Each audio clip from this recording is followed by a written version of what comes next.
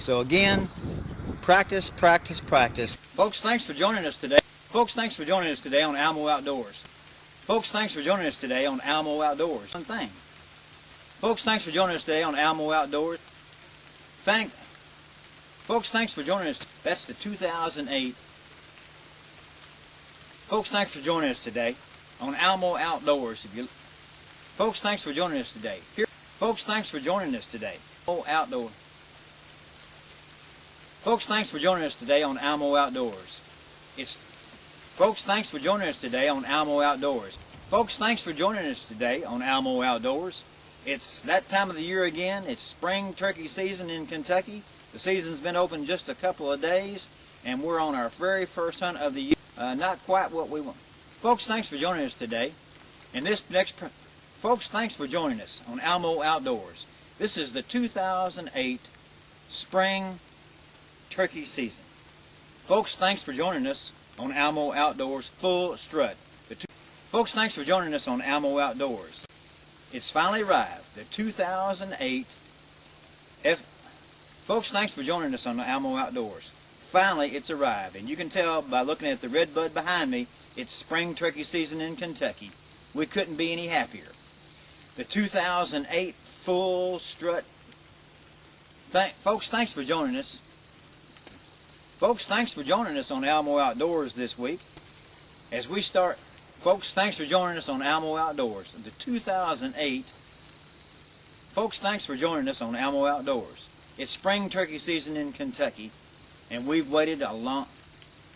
Folks, thanks for joining us on Alamo Outdoors. And we're going to go...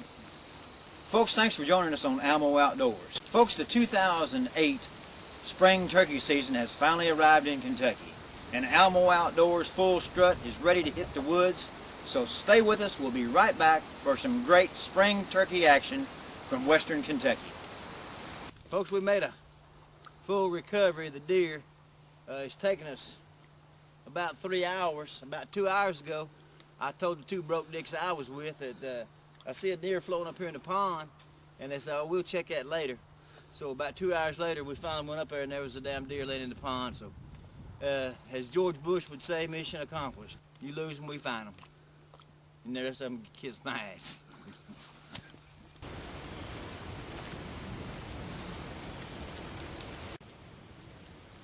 Hey folks, thanks for joining us on Alamo Outdoors Full Draw. We're in Hey folks, thanks for joining us. Folks, thanks for joining us on Alamo Outdoors Full Draw. The first hunt we're going to take a look at this afternoon is one... Folks, thanks for joining us on Alamo Outdoors Full Draw. Hey folks, thanks for joining us on Alamo Outdoors Full Draw this year.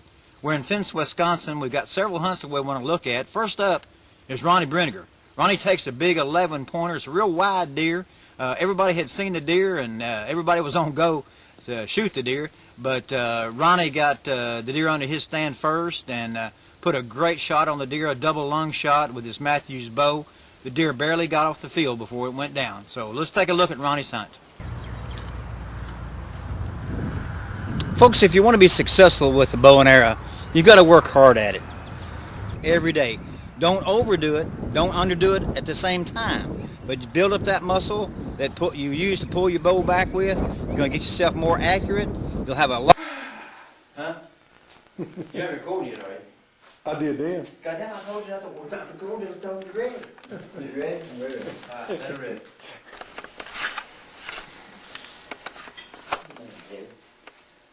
Well, that's recording like hell. Dig here.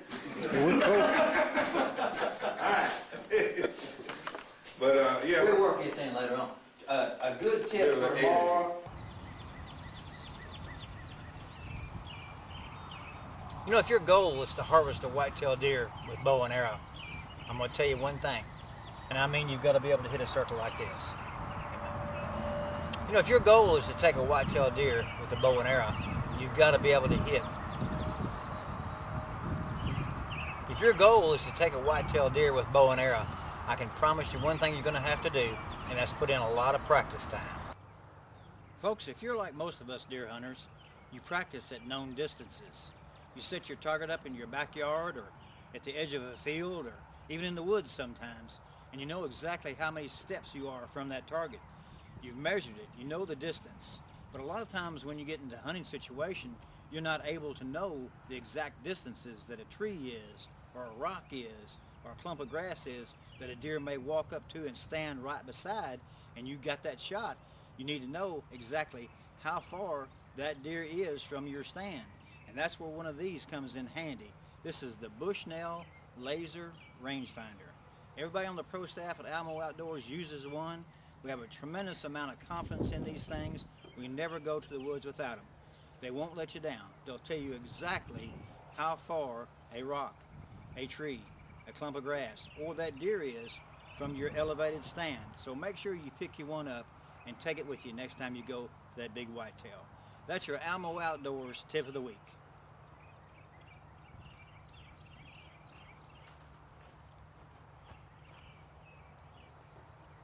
You know, all the shooting that we've done this afternoon has been at fixed range. And what I mean by that is, here on the Alamo Outdoors range, we've got targets set up at 10, 15, and 20 yards. At Alamo Outdoors,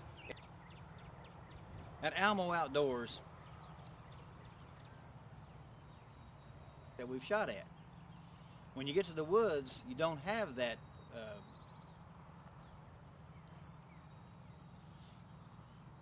You know, this afternoon on the show, all our shots have been at fixed range targets. And what I mean by that, they're a standard distance, 20 yards,